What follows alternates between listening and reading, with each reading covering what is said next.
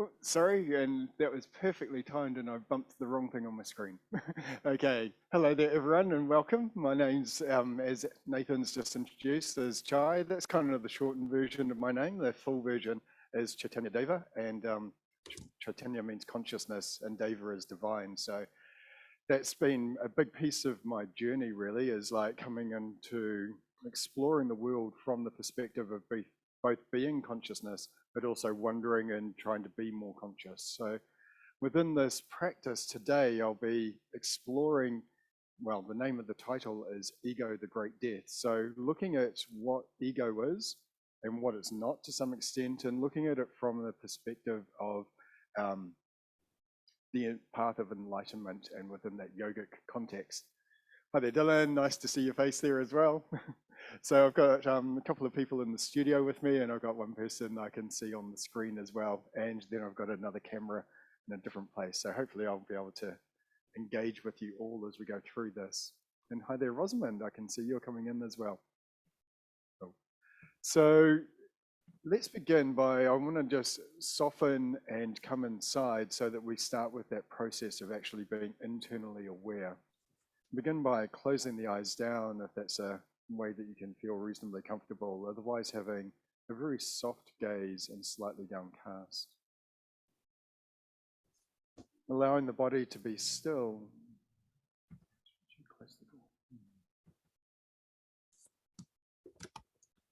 And within that stillness to see what's bubbling up. Tuning into the breath to begin with and coming into those slow, long, full, gentle inhales and exhales. As you're breathing in, allowing the belly to soften and to expand. And as you're breathing out, allowing the belly to squeeze in and up. This slow, full, rhythmic pace. Using the slowness as a way of slowing down inside. We live in what's commonly referred to as a hectic world. So by slowing the breath down, we start to increase the likelihood of being a little less hectic inside. The fullness of the breath is about that ability to expand and to be as full as you can with the inhale, inspired. And the breathing out, the softening, the relaxing, finding completeness and emptiness and residing in both of those places before you shift to the next cycle.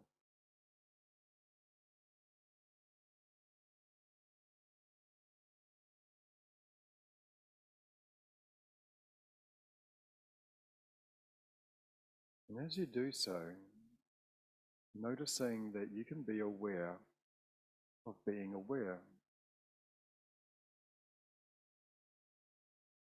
The recognition that I am aware. Aware of the thoughts as they come and go. Aware of the sensations of the body as they come and go. The breath coming and going. This ability to be able to tune in, to notice life as it is revealed and as it disappears.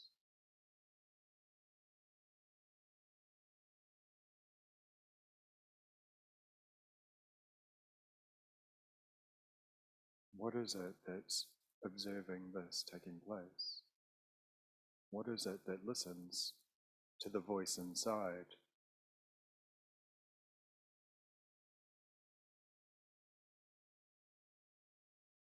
The I that you have identified with throughout your life, assuming that you have.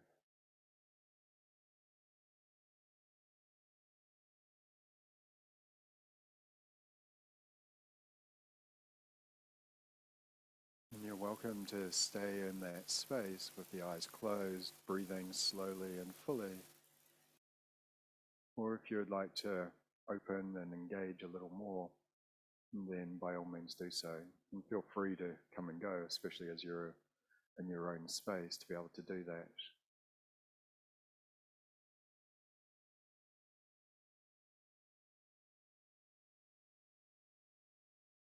So welcome. For me, that's real welcoming when we actually stop and we actually tune into ourselves to be able to then present and to come into a sense of connection with each other through that stillness and that presence, as opposed to superficial minds coming together and saying, hi, how are you? And shifting along and giving a judgment rather than a kind of a direct experience of what is actually taking place. So ego, it's a word that's bandied around, and I'm sure that many of you have heard the term leave your ego at the door. It's a great little meme, but what does that actually mean? And it's like, from one perspective, we've got ego or egotistical, and that's a really common kind of expression, particularly in New Zealand, the tall poppy syndrome and all of that kind of thing. If you're too egotistical, you'll get cut down pretty quickly within our society. As a general rule, it's not one of those things that is revered. And when I hear the term leave your ego at the door, that's the kind of ego that I think that that kind of expression actually represents. But for me, with ego and on that spiritual context and in its journeying into samadhi, really within those 8 limbs of yoga, then ego is something different. It's about identification. And it's almost better to have the word miss in front of it. So misidentification. So thinking that you are something that you're not. So that's a pretty common experience and something that most people can spend the entirety of their life and never really question too deeply. So where does that misidentification come from, and what does that actually mean, and how does that affect you in a yogic path and a journey within that is kind of some of the things I'll be looking at. So to start with, your ego is kind of formulating from a pretty young age, and a healthy ego is something that is useful because it keeps you alive. The idea or the role of the ego in essence is to keep you alive, to protect you, and to maintain this thing that you seem to think that you are, and to get it through from one day to the next, and to survive and to pass on genes and all of those kind of things. So when you're young, and an example I've used before, but just with my young kids, when they're small, hot cup of tea, letting them touch it when they're at an age of 9 months or something like that, where they're able to move around in the world and to learn about heat, and they'd touch their hand on it, and then they'd learn hot and go hot, hot, and they could sign that and make a little hot, hot sound. And so that's a healthy part of the ego. They learnt heat equals pain equals avoid, and what I really want them to avoid is the fire that we'd have in our house with the lots of heat coming from it. And I definitely didn't want them to be learning that lesson about that there. You could also learn the lesson as you're growing to not roll off the couch, because when you hit the ground, it hurts. And so the ego is tracking these kind of experiences and logging that there's danger here. And if we do this, this leads to some more danger and pain and suffering on some level. And so the healthy ego is there to keep you safe, to keep you alive, and to get you through this world so that your body doesn't die. Really useful. But what tends to happen is that after some period of time, and generally from around the age to 3 to 7, the ego really starts to establish a lot more fully. It starts to become a little bit more neurotic. I'm sure many of you have had the odd neurotic thought pass through, maybe from time to time, if not incessantly for many, many years for some. And within that side of things, it's like, it might be that, what's an example of that? You're aware that falling off the couch is dangerous when you're a kid, but then somehow your mind gets skewed and you develop a fear of heights. And so you go to walk up the stairs, and as you go up the first level, you're then paranoid that you're going to fall off and that there's a fear that starts to arise. And then you become more neurotic about certain things, like leaving the house and did I switch my iron off, and then like all of those kind of things, and knowing that you've already checked it 3 times and that it wasn't on at any point, and you don't even own an iron, and many people. So, these are the kind of thoughts that start to come through, and the mind becomes more and more obsessed with keeping you alive. Particularly the older you are, the more safety conscious that you tend to be, the more you try to protect your life and to keep yourself going through this conservative path rather than being alive and expressive. One of the things that we generally love about little children is that they're so alive and vibrant and that they just charge around ignoring what their ego has maybe learnt already and just carrying on with things. So learning to be expressive and to be free of that. So on one hand, you've got this ego that's there designed to keep you alive, to support you, to really negotiate this world. But then it starts to creep in and it starts to become obsessed over certain things. And then neurosis starts to creep in. And then the whole life of you starts to become more and more contained and more tight. And there's a fear that's driving everything. So a little bit of fear is healthy and useful and keeps you safe. Once that fear starts to become dominant, and that fear of death is the ultimate kind of thing, but there's a whole lot of other fears as well, then you start to get this a world where you're unable to function fully, and your life then starts to become unpleasant, I guess, on some level. And there's a disconnect from reality as opposed to the experience of your mind. So that's creating separation. And if we come back to yoga, that means union or to yoke. And in my understanding, it's to yoke the mind to this present reality as opposed to the distortion of the egoic kind of framing of the world. Some of the other things, there's some chat questions just coming in there as well. Within that side of things, the ego, when it starts to build up,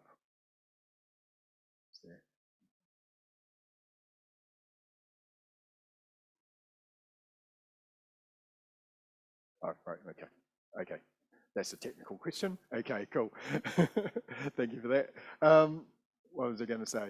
So one of the things that takes place within the build-up and the structuring of the mind and that ego structure is that somewhere between the ages, and well, they used to say 3 to 7, but it might actually be younger than that, the mind gets hold of one of the 5 most popular core beliefs. I'm unlovable, I'm useless, I'm stupid, I'm not good enough, and I'm weak. So those are the 5 main drivers that most people's minds have in behind the scenes. So that might play out in a certain way. So a guy I worked with had a PhD, and in his life he had studied and worked really, really hard in order to attain and to get intellectual recognition for what he had done.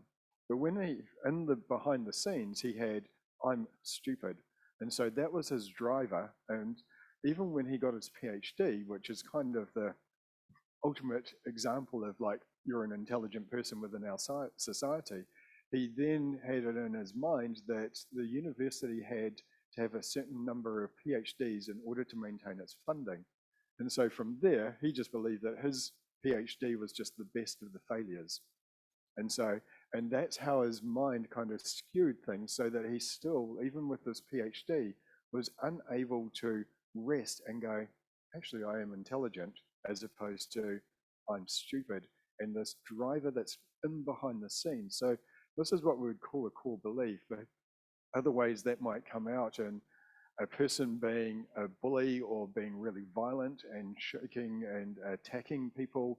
And from there, they might have in the behind that I'm weak. And so that's the actual driver, but the projection into the world is then something else. So there's this core belief, a lie that you're believing about yourself, forms inside, and it's like kind of a deep kind of piece, hence core as opposed to superficial. And then from that core belief, there'll be a persona that's projected to the outside world. And that persona is designed to stop anyone from looking in and to seeing what your core belief is. So other examples might be that you've got an I'm unlovable, and you then go and sabotage your relationships, and then at the end of it you go, oh, see, it's true, I always do that. Or maybe you smother your partners and trying to do everything, I'll do anything as long as you like love me kind of thing. So, and then that pushes people away, and their I'm unlovable gets played out. So these kind of things are driving, and there's not very much variety. 5 And then that is spread out amongst 7 million odd people. And so this is a core belief that's a lie that you're believing about yourself. And then you project another lie in order to stop people from doing that. So that's kind of your core belief and a persona. And those two things are how most people interact. When you go around and you talk to someone, you go, "Hi, how are you?" And it's like, and there's this superficial nature because everyone's communicating with a persona that's a lie based on a lie that you're believing about yourself. And so this is the kind of structure that's taking place. And for me, that's what ego is within that spiritual context, that we've got this tendency to then start to believe something about ourselves, to project something onto other people, and therefore we end up in a pretty unhappy, miserable state for a lot of your day, and that's not an uncommon experience for people. And I don't mean that you can't get separate from that or that there isn't relief from that, but it's a pretty common and epidemic kind of issue that's going on for the nature of neurotic people and minds that are going on in there. Does that make sense? Is there any questions there that anyone has on that?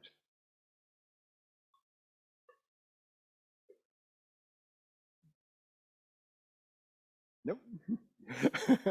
Okay, so I must have nailed it. You know, you're all happy with your neurosis, and like, I sometimes talk. You get TED talks, but I sometimes talk about this as being a turd talk. Really, it's just like you get to like go, ah, that's what's going on. So until you actually understand what's behind the scenes, then you're being unconsciously driven by it, and that creates that fear, that separation, and it's just in the background. As you approach death, it starts to become stronger. And, no, personally, I've just like crossed over that 50 barrier. For some of you, that will be like, oh, that's still young. And then others of you is like, holy, like you're that old. And so people live that long.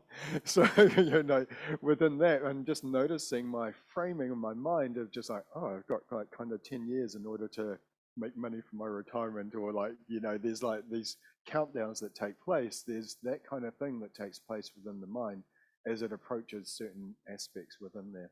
So these things are playing out on so many different levels. There's a lot of variety within it, but there's also not a lot of variety. So within that, you've got like, there's not a lot of freedom or free will within that kind of process, because you might be walking along and you're just being triggered continuously. So an example might be you go to walk through a door and you pull on the handle, and you're meant to have pushed on it, and your mind goes, oh, you stupid idiot, you're always doing that. And it's like, and you have 3 or 4 of those, and then suddenly you're having a crap day. And it's like they kind of compound on each other as your mind comes up with more and more kind of reasons of why you're stupid, you're weak, you're unlovable, you're useless, and all of those kind of things, or not good enough. So how do you get free of that?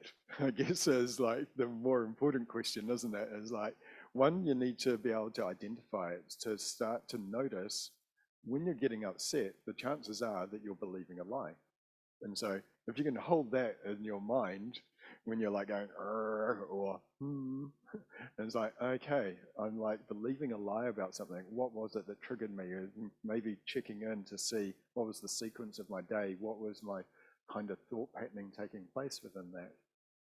But ultimately, it comes down to being still and tuning in and starting to slow down some of your internal processes, so that those thoughts, you get a chance to filter, to process, to go through nidhyasa integration, and so that they're not kind of dominating with the continuous hectic world that we've got, and to slow those thought patterns down, to do our meditation, to do yogic practices, to do counseling and all of the other things that the West offers these days as well, which can really help and support to that the mind is not such a mystery, all of these kind of things, and using lots of them to grow in your capacity to go forward from there. There's a question coming on the Q&A.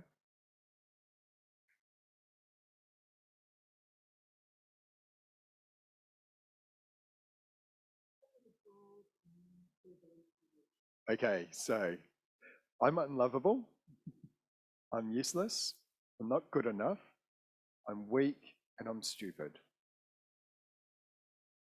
You want me to repeat that again? I'll see if I can. I'm useless, I'm weak, I'm stupid, not good enough, and unlovable. Yeah. There is a little bit more than that, but they do come through. Same question coming through. Cool. I wonder if we could even type that in anywhere, but yeah, I don't know. It's recorded anyway. And then it comes back to how do we actually turn that into our spiritual practice? And so what are the things in there? And back in, was it 94, I came across Ramana Maharshi's kind of teachings, and he did a lot of inquiry. So he looked at that every question turned into an answer, and every answer turned into a question, and on it went. So then he was like, okay, so what's the ultimate question? What is it that actually I'm looking to know in essence? And so as he inquired into that, he turned the question into, who am I? In Sanskrit, it's nam ya. I'm not sure the exact, it might be N-A-M-H, and ya is Y-A. So within that side of things, that is, who am I? And the idea of that is to turn the question back, or turn the mind back in on itself. So when you ask the question, it's taking the mind from being an outward projecting kind of thing. So we tend to, the tendency of the mind is to be fixated on this core and to project outwards. If you look at your eyes, they tend to be outward orientating, and the energy leaks out of you rather than being turned into you. And so that's also one of the gifts of meditation and internal practices of introspection. You start to bring your awareness inside. And the idea of that question, who am I, is to turn the thoughts back in on themselves as well. So you might have a whole stream of thoughts or whatever, and when you notice, it's like, who had that thought? I did, but who am I? And so you're using this technique to just carry on. Who had that itch in the leg? I did. Who am I? Who just yawned? I did. Who am I? So you can just keep coming back again and again. So to look into this I'll give a little bit more words around that side of things, because it's a word that's bandied around. You probably refer to yourself as, I did this, I did that, I'm this, I'm that, throughout your day and throughout your life. And the more you do it, the better you get doing it, the better you get at doing it. And from the time that you're born, most of your parents would have gone, oh, you're a boy, you're a girl, you're this, you're that, you're pretty, you're funny, you're strong, you're fast, you're like all of these kind of things. And people keep projecting onto you, and they start to turn you into a self-projecting and identification machine. So after a while, once you get good enough at it, and you learn some language, you start going, I'm a da-da-da-da, I'm a this, I'm a that. And then you get better and better at this. So all of these things are like part of this persona that you're gathering around yourself from the mixture of your culture. And so, you'll be identifying probably as a culture, or you would have done at some point as an individual, although we've got this whole another movement where you could be a whole range of different things that you identify around gender and all of these kind of things that come into there. I don't want to get too much into that side of things, but they're all different ways that people identify with themselves, and they start to then believe that. And when you believe something, and if you're believing a lie, then that starts becoming this kind of disconnection in the way that you actually get to connect with the world. And then you start to spread it. And then you start like going, oh, wow, you're looking good today. And you're like coming through. So you get better and better at that. And that's the whole world that we live in. So we've got 7 billion people with this massively dominant culture and of projecting onto others and to project into ourselves, to misidentify with ourselves and to misidentify with the people around us, which leads to separation, which is not yoga, to yoke or to create union. And so coming back again and again to what's our endeavor as yoga teachers in particular, but yoga students in general, is to create union. And how do we do that, and how do we bring that about? If you think back, if you close your eyes now and take yourself back maybe till you're around the age of 7. Some of you won't have a memory back to then, so in which case just go back to one of your earliest memories that you can. One of those ones that is a reasonably strong kind of one that's maybe got some emotion to it or some thoughts to it, and you can picture yourself in that place. And the recognition that you were there, you had a different body at that point. You had different views of the world. Well, I'm guessing you did. You had different emotions at that time as well. And then bring yourself maybe 7 years closer into now, to another strong memory that you have. If you've not got so much time to go back to, then just 1 or 2 years and adjust accordingly. Again, a different body, different thinking, most likely, and different emotions. And yet something was there, something that you called I, that which was looking out of your eyes, that was aware of the image of that moment. And then coming a little bit closer again, maybe if you've got enough years in you, another 7 years closer, another 6 months for some of you. And again, different body, different mindset, different emotions and perceptions of the world. And yet, that same I was there, that perceiver of this experience, that which knows all of the thoughts as they come and go, that has been there no matter what has come and gone. There has been this constant in your life, most likely. And then coming to this moment now,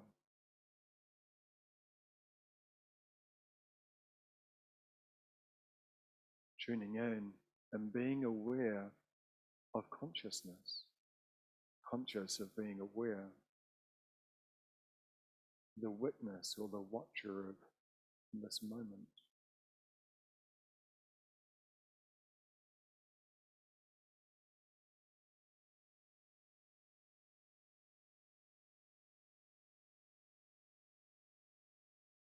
That which is aware of the coming and going of the breath. And it can be aware of the coming and goings because it does not come and go. That which has always been there, the true I of this experience, of this moment, of now.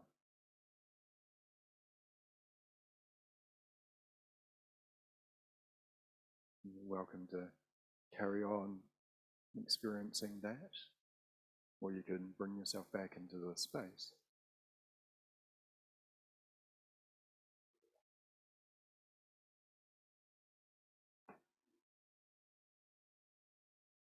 So are you able to get a sense of that I that has not come or gone?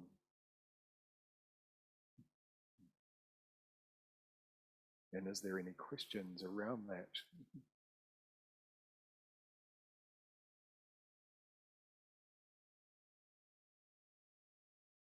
Okay. Yeah.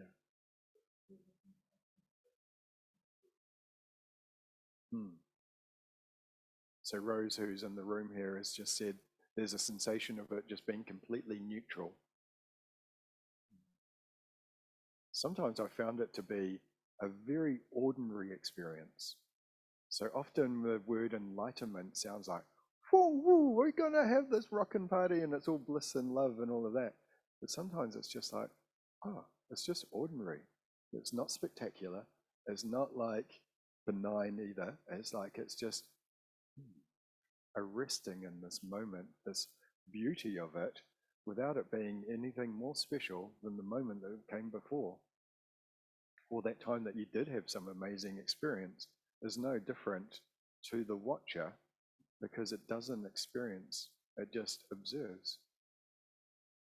And so there's this peaceful ordinariness that potentially you get when you drop into this space. One of the things, and like to give you a little bit of an example, is there's truth. And so people often hear the term speaking my truth. And it's like, well, okay, that's an interesting thing to look again at. It's a bit like the word ego. It's often used in certain ways. But for me, truth comes in two forms. There's true for now. So it's true that I'm like this now, but it's no longer true. As I breathe in, it's true that I'm breathing in, but when I'm breathing out, it's no longer true. And so every moment has a moment of truth, and it's there and it's gone, but it's faster than that. So it's in this infinite speed of this moment of now. And so it is continuously true that this is true, but it's never true within a moment. And so there's always something shifting and changing. If you get down to the, not that I'm a physicist or anything, but in quantum physics, they talk about subatomic particles appearing and then disappearing. And so we've got no atoms that are older than a year or so around us, so they're made up within us. So within that, we're continuously becoming new, and then there's always this changing kind of place that's taking in there. Your atoms are continuously moving. Blood is always flowing. It's never in exactly the same place. There's new chemicals coming into your body every time you breathe in, and every time even if you hold your breath, those chemicals are shifting and changing. There is a continuous movement and change. So nothing is ever true for more than, and then it's no longer true in its entirety. There might be some carryover, but the overall, it is continuously different. And then we've got truth, which is, in Sanskrit, they talk about it as sat, with a capital S, and sat is truth. And that is the truth that does not come and go. And so eternal truth, which is something different again. And then you start getting into, well, okay, well, what is this thing that doesn't come and go? And that's part of what that inquiry practice is about. And that technique that I gave you with reflecting back on your life is like, what has not come or gone throughout, and learning to identify with that as opposed to the ego's attachment to misidentification and persona development. And so that's a huge piece of where yogic practices and pretty much all spiritual endeavors are really geared around connection to the divine truth of this eternal moment, that which does not come or go. And you can think in terms of, with the exercise that we did of reflecting back in time and seeing that moment and all of that sort of thing, and being aware of this point that doesn't come or go, but also being aware of the change as well.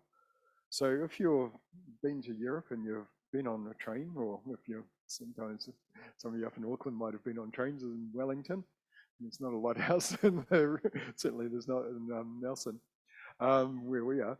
If you've got one train and then the train beside you starts to move, it gives you the perception that you're moving. And that's similar to the truth of who you are. Gets a sense that life is changing and that you're moving and that you're becoming different and all of that. But it's because that which is around you is moving, and there's a fixed point that can perceive it. Equally, you could be on the train that starts to move and the other one doesn't, and it gives you the sense that the other train is moving. And so you can get that. Or you'll have two trains side by side, they both move at the same time, and there's no sense of movement. And so in order to perceive movement, something needs to be fixed. So, and identified, or it needs to be not moving, basically, is maybe a better term than fixed. And so when we've got movement around, and most people are identifying with the movement, with the form, and this is when they talk about Maya, and the veil of illusion comes into it. It's shifting and forming, and you're hooked into the lila, the divine play of this movement that's coming in, and you're identifying and chasing and going with it in this and coming into there, and then your ego is identified with all of that as well, and you're hooked. and moving with it, as opposed to being that centered point, the truth that does not move, that comes and goes. And that doesn't mean that you don't join into life.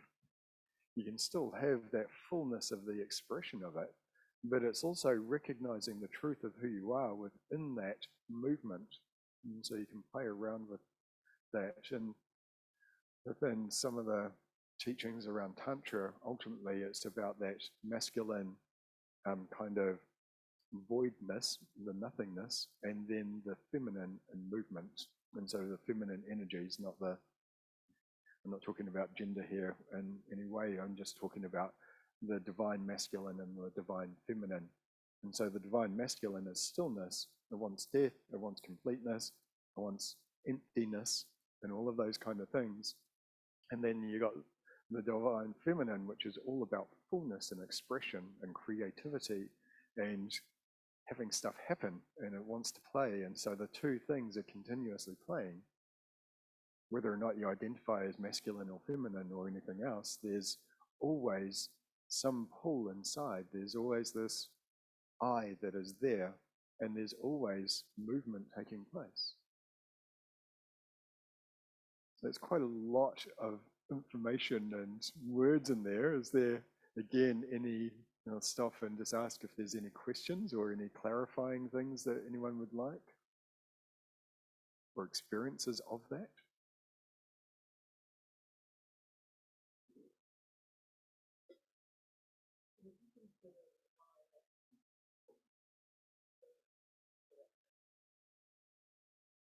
Yes, tentatively. So Rose has just asked whether or not I'd consider the I to be masculine energy. And so when I say that, it's like really take it with a whole heap of salt. Because it is such a it's such an unknowable. So the only way you can describe it is like the void of non-existence. So what does that mean? You know, it's just like you can describe it in negatives, but you can't describe something that doesn't come or go, that is eternal. We have words for everything in this finite world, and the mind can conceive of any boundary. It like loves them, or go through and it'll create maths of like how big the universe is and all of that sort of thing. But conceiving the infinite of that which doesn't come and go, that is just short circuit for the mind. It just can't go there. And so when we're talking about something that has enough potential and consciousness that from whatever it is, there's a nothing and then there's a something. Whether or not you call that a god that had the ability to create a universe, or whether or not you're more into your science and you believe in a big bang and that there's something that was there, wherever the ingredients came from for a big bang for a start. It's like, so no one is from the unknowable, really. It's like something that has enough energy and potential and consciousness to be intelligent enough to have whatever it is that we've got going on in this illusory kind of experience of this now.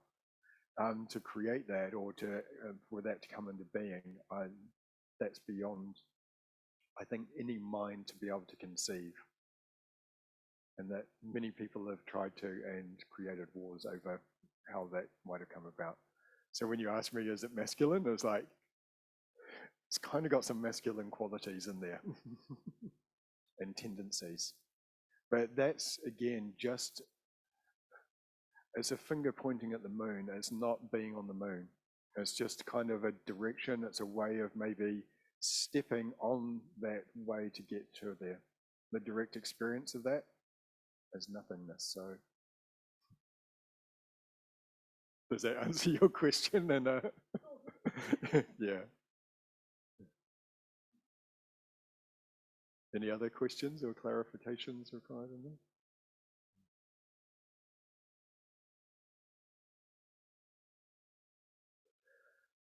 So, shall we take a little bit of time now and do some internal practice within that? So, the practice I'll suggest is around the first one will be we'll explore through the body about who you are. and if it was removed. So if you close your eyes down, tune into your breath, and allowing your belly to soften, to expand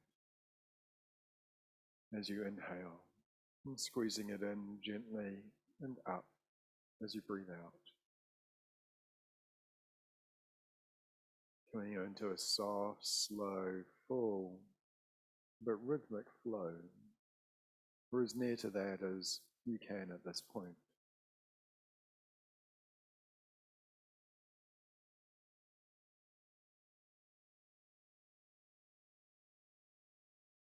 Then taking your awareness into your little finger of your left hand. Now please don't take this.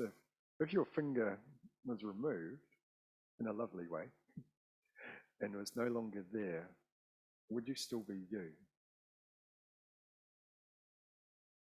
And if you were to remove all your fingers, would you still be you?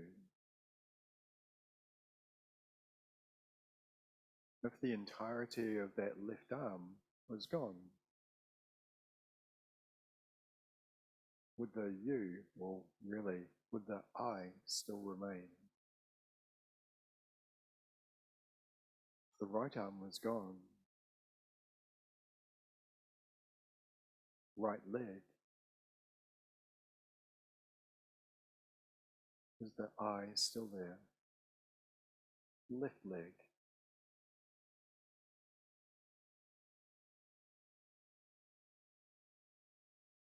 organs can be replaced and transferred, or some can just be simply removed.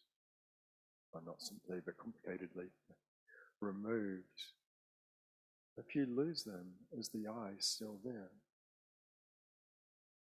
Who am I? And that can come right down to the heart. At some point, brains will probably be able to be transferred. So where is the I? When you identify with this body and you say, I'm unwell, unhappy, what does that actually mean? Who are you referring to? What is it that makes you you, or I?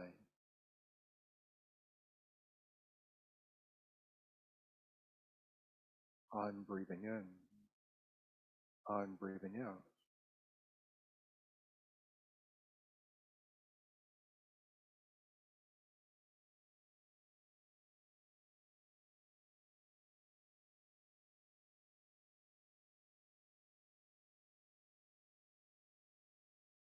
Staying with the flow.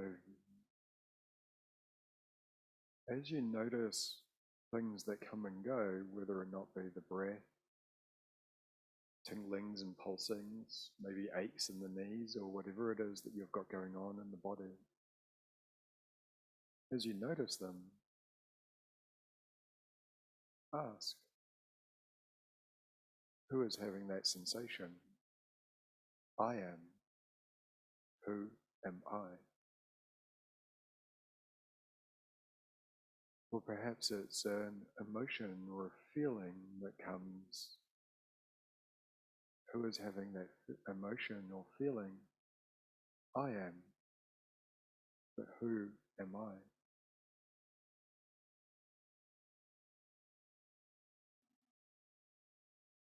If you notice a thought, who had that thought? I did. But who am I? It is simply asking the question and being alert to see what comes. If it's another thought that follows, then simply repeat the process.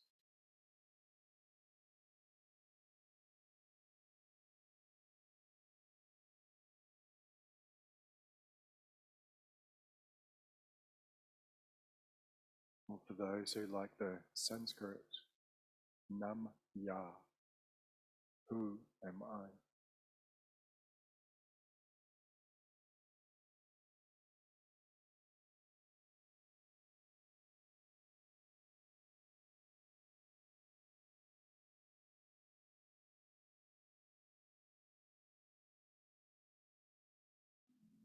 You can combine that to help focus a little more by taking your gaze just slightly up and slightly towards the center in the third eye.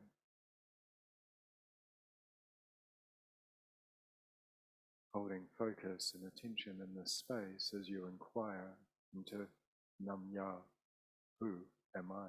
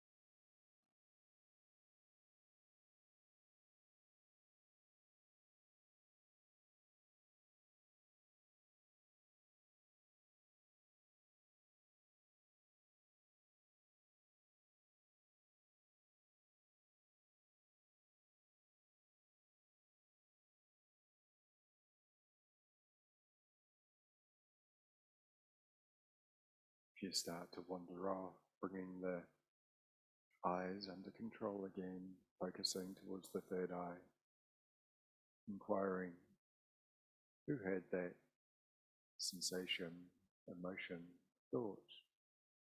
I did, but who am I?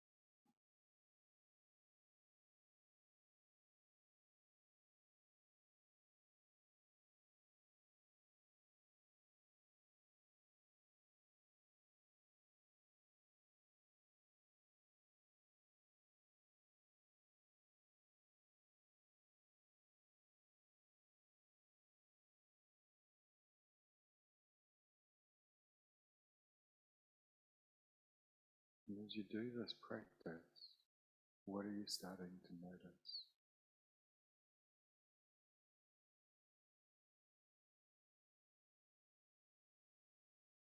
Where is the practice taking you?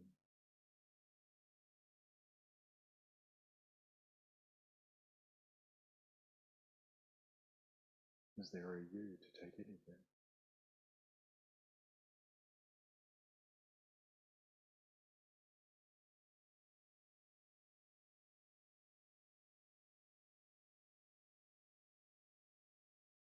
Who had that sensation, emotion or feeling, thought or energetic movement? I did. Who am I?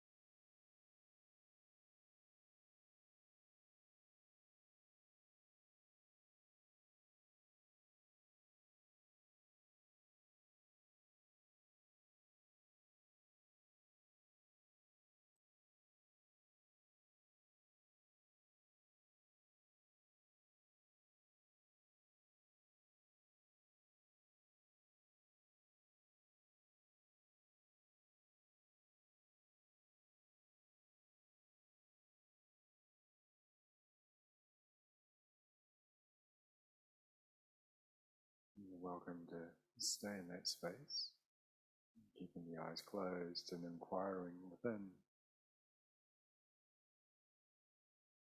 If you want to come back out,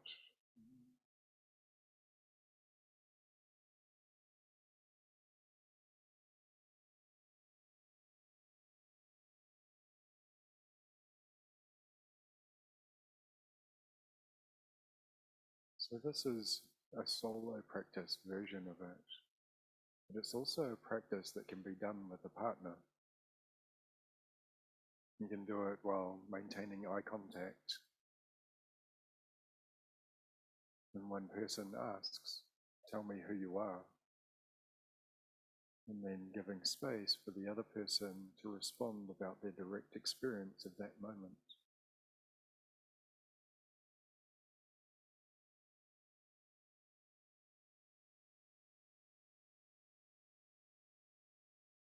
And the person that asks the question simply allows the other to share. No commentary.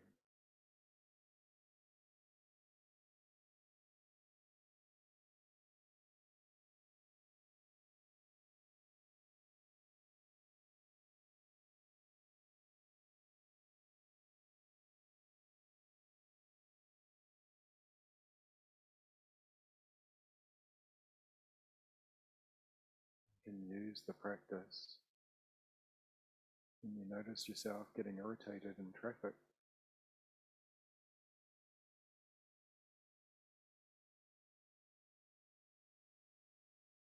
And simply inquire, who is irritated, who is angry, who is frustrated? I am, but who am I?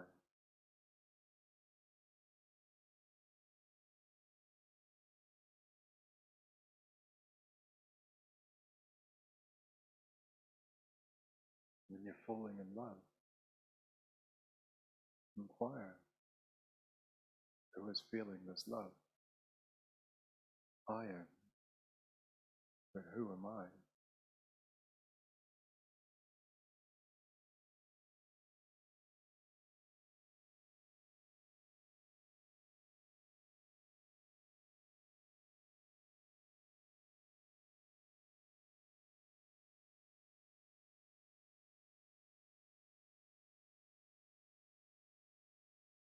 The journey of yoga, the journey from misidentification and separation to come back home, to rest in the unknowable, but the directly experienceable.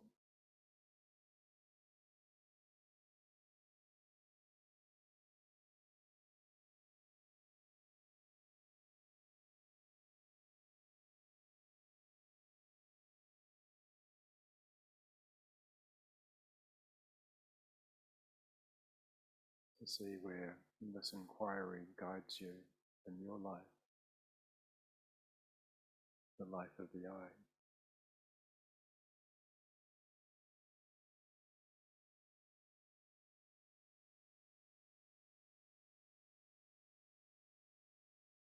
The name of the title of the workshop is The Ego and the Great Death. This is the death of misidentification. Learning to die before your body dies. To connect with that which does not come and go. And if it doesn't come and go, it was never born, and therefore it cannot die.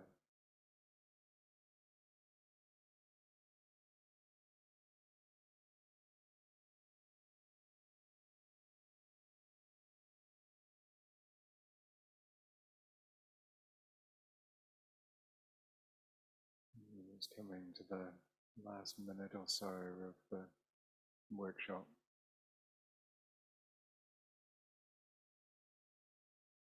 If anyone wants to ask any questions in the chat, or if you're in a space that you don't want to come back from, then always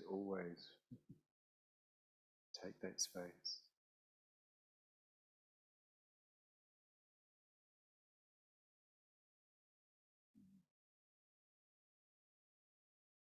I can't see any questions coming in online. Just going to check my time. Yeah. So I'm not sure quite how the thing finishes and whether or not it just switches off on the hour and the go.